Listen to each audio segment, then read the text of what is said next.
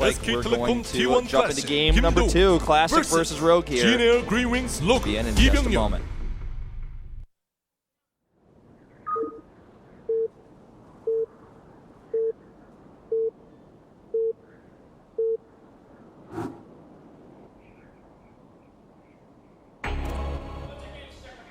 Up here in the top right, and the red once again for SK Telecom, it's Classic. And his opponent to the bottom left in blue, it's Rogue for generic Green Wings. Ramping things up. Now, I say this all the time at the beginning of these KeSPA tournaments, but I do want you guys to get out there, spread the word about this tournament. I would never suggest, I would never even hint at the idea, though, of going on Reddit and pressing that like triangle where the flat part's on the bottom and the pointy part's on top. Don't touch that. No, don't do that. I never told you to touch it. Would never suggest that you would go near it. I will suggest that you comment and have a discussion. But I don't want my 14 alt accounts banned or anything like that. So like, please that would be terrible. No. Don't suggest that I have suggested that you touch that geometrical shape with 3 sides that points north. Don't touch it unless you personally feel that you want to touch it. That's got to be your own choice. Yeah, not influenced by me. You got to make your own decisions here. And look at this, we got a Forge already on the way here for Classic. He's going to find Rogue pretty soon here. Yeah, and I'm really curious about this because, it's definitely going to be a cannon rush. That's the idea here, and this is the map that we have a backdoor expansion on, so it's almost 100% always a Zerg going for a hatch first, and he doesn't see the probe, and guess what? This is about to get cannon rushed. Guess what, Protoss Imba? Guess what, Protoss Imba? Best sign timing ever. Right now. Okay, he checks it. Is it too late? It's too late. Now he can get that third pylon up, and that is a tight wall, ladies and gentlemen. We're going to get a cannon down here, and he's even got a second probe to back this up. Oh, my God. And he's not pulling enough drones here. He's not going to be able to kill this. He's already able to start that cannon once he gets enough minerals here. And what a nightmare here for Rogue. Going down in the first game, and now he's got a cannon rush on his hands. A bit of uncertainty there. Wanted to get the probe out, but was scared the drones might get in. And look at this, that second probe for the double block here at the third base. This is a Zerg player's worst nightmare. I know Katz is pulling his hair out right now watching this. And now it's too late. The probe gets out here with the cancel. The cannon is done, and he cancels that hatchery. He's probably going to leave the cannon because he doesn't want him to just remake that. And he's made the base over here again with another drone. And there's that Nexus going up back and home at the backdoor expansion. So very late hatch. Yeah. Huge here for Classic. He's getting so far ahead with this, and so good for him. We talked about this before. He needs to win this best of 5 to be pretty much in for BlizzCon. He needs these CS points, so he's doing really well for himself right now. I'm sure he's really happy going into this second game with this one. Well, let's talk about where we're at in this game. The Nexus is very late, too, for Classic, of course, and he did invest quite a few minerals in the wall, as well as that cannon. So that's 200 minerals plus the cannon. That's 350, plus the 50 minerals lost from the double cancel on the pylon. So he's spent about a Nexus worth of minerals doing this, but the delay on that hatchery is so huge for Zerg, and the fact that he has to have his natural be a base that's a little bit more exposed, a little bit easier to attack, and is just kind of out there. And it's harder to main or drones over there. There's a lot of different problems that arise with this. Yeah, going to be much harder to get that creep over there, connect these two bases. We could see Classic trying to take advantage of this, maybe go for some aggression at that base. Could happen. I'm not really sure if Classic's going to go for it. It's not really his style. But, with how much damage he's already done with that cannon rush, we could see it happen in this game. Yeah, very high chance of some early aggression coming out. That core is getting 2/3, 3/4 done right now. That first Zealot to pop out as well to make that wall.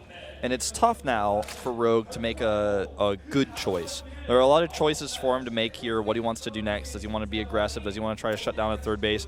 Does he want to just play really greedy to try to catch up in that way? But obviously the first thing he wants to do is scout. And at cross spawns on this map, it's pretty tough to get information about what the Protoss is doing. You can see the Overlord that's up at the top of the map is still a ways away from getting in there and seeing that Stargate, whereas the Overlord that's over towards the right side behind the natural of Classic isn't close to seeing a whole lot of anything. So it's really tough to get scouting information. There's the tight wall at the top of the ramp, and how are you really going to find out what's going on? Yeah, fortunately here for Rogue, we do see Classic put the Stargate very much on the very edge of his base here, and I think if he gets that Overlord into position towards the front of that wall, should be able to see it. Maybe not the best building placement here at a Classic if he's trying to keep it a secret, but I'm sure he's just trying to go with the strategy regardless. I don't think he's just trying to keep it a secret. He's going for the Oracle. He knows these two bases are going to be very far apart, harder to defend, so he's going to go for this. Do see the Scout coming in here by Rogue. Does highlight that Overlord and the fact that he does know about it now. Yeah, and he also knows it's an Oracle. He was able to see that. Look at the worker count right now, 41 to 40, still ahead for Classic. He's been spending a lot of chrono on that, and that, again, goes a little bit back to the late hatch, the late larva, and everything else. And let's see how many gates get added here. We could see, that Oracle 6-gate follow-up, because that's what is a pretty solid follow-up, even on a map like this, against somebody who has a late hatch. The hatch gets delayed. We'll find out. Could happen. +1 on the way as well will make that attack a lot stronger here if he decides to go for it. Do see a safe Roach Warren coming down here out of Rogue, very much like that. He's not going to go for that aggressive timing like he did on the other map. Rush distance is a lot bigger on this map, and he is a bit far behind, so he's got to play a bit safer here, like this out of Rogue. Here's the first Oracle coming in, but 4 Queens at that base, and he's totally fine. Yeah, he's totally fine. So many Queens there. He's got 5 in total on this map. Has cut Zerglings pretty much entirely out here and is droning up like a madman. So we've seen him make his choice here. He wants to rush out that infestation pit and just spend everything else on drones. He wants to drone up super, super fast. And his creep spread is actually incredible. 6 active tumors at a time heading towards the middle of the map here. Now, Swarmos, the choice here that we see from Rogue. We don't see this choice as often in Korea as we do see in some of our other WCS regions. But I'm curious to see how he's going to execute this exactly. I mean, he's really rushing them out, and I think this is going to work pretty well for him, considering there's just a lack of Colossus tech, and he doesn't have anywhere near what he needs to start getting AoE damage out. Yeah, I mean, he's just now getting that Twilight Council done here. He could rush out the Storm, but we would like to see the Colossus coming out here against Zerg, especially here on this map. He does take that third base, pretty far ahead of Rogue, so he will have that going for him. And he should be able to transition into whatever tech he wants. But with those Swarm hosts, Rogue will be safe here for a while. That is something he has bought here, a lot of time for himself. But again, this third base is just so late. Now he's going to show this Swarm host tech, interestingly enough, in order to kill this cannon. I guess, he's not as concerned about hiding the tech. Ooh, that didn't quite work out. Is he going to lose that hatch? No. It's got enough hit points. I think he should be able to save it. Yeah. Anyways, he's going to show his tech rather than make like roaches or something to kill that cannon. So there he goes, the stutter step micro on those, and they should knock it down. Yep, no problem. Yeah. Bit of a move out here onto the map. Wants to clear some of this creep. Like you said before, look how thick this creep is. It's very, very vital when you are going for Swarmos to get this kind of creep out. But look at this, picking off some Queens here. Is going to have to back off against these Locusts, though. And he will get away. Pretty cool decision here by Classic to split the attention right now, using that pylon as a warping point to send some Zealots over here and harass. He forced to cancel on that third base. Oh my god. And, his Swarm hosts are great defensive units, but they get spread a bit too thin, and suddenly you have some problems. He needs to protect that little guy, that little dude, the little Swarm host over there. All right. Lucky Classic day. deciding to leave him alive, I guess. Just wants to go for these drones. He's already so far ahead in Worker. Look at this, 67 to 50 and dropping here for Rogue. So just way, way far ahead is Classic in this game. That third base being canceled is just so key. Oops. Or Stalker. Yeah. I really like the decision to move out and try to push some of that creep back when you're up against something like this, because you have that mobility. Drop the Zealots in at that pylon. He's not really thinking about that. I mean, right now we have a 2-base Zerg versus a 3-base Protoss on top of the worker count you described. AoE damage just doesn't factor into this if he can just avoid the Locusts over and over again, as we can see him doing right now. Yep, that's exactly what he's doing. He's just coming from behind. He's clearing all of this creep with that Oracle. Very nicely done. And we're going to see what he decides to go for. He's actually, gotten in between these two armies. Could pull back here and try to go for those Swarm hosts. Yeah, he really could. It looks like he's going to pick these Queens off. Bit of a misrally. Maybe some nerves we're seeing out of Rogue here. Not much else for those Queens to do, honestly, though. Where else were they going to run? Maybe stick with the Swarmos, I suppose. This creep is completely cleared up, but Locust, meanwhile, are starting to chip away at that third base. He's lost a gateway, you guys can see on the mini-map. It's gone down here, and that wall is starting to fade slowly but steadily. Classic looks like he just wants to go for the third here. Big force fields coming down. There are not enough roaches for this. There's no anti-air for the Oracle and the Void Ray in the sky as well. And a ton of Stalkers here with +2 knocking at the front base of Rogue. Oh, wow, he could just trap those units. He didn't actually hit the force field there on the ramp. Force field was so late, I have to say. But, I mean, this is just so much cross firepower, it hardly even matters. Drones do pretty well against sentries in small numbers. But he is going to eventually blink his way back here. And the Swarmos never came home. We haven't seen a shot of this at all. JKS is not on it, man. He's not interested at what's going on over there at the third base. But it is starting to get very low. Those Locusts are not even, like, having to walk, more than a few feet to get on that Nexus. They're right at the front doorstep, but so is Classic, and he's warping in all his units here at the front, and Rogue's just trying desperately to hang on. I mean, 2 base versus 2 base, Protoss versus Zerg. I think Classic's going to be fine to let go of that third base. Could just pull back now after killing the third base of Rogue and kill all the Swarmos, and you take away so much supply of the Zerg already. Down to 28 drones here as well. The only thing, I mean, maybe he could hope for is he kills the Robo, and there's no Observer, and then he's able to somehow kill the Oracle.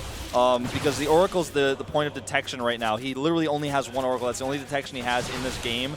And those Locusts are killing a lot of those structures. I just don't think that he's going to be able to actually get in here and get that Robo.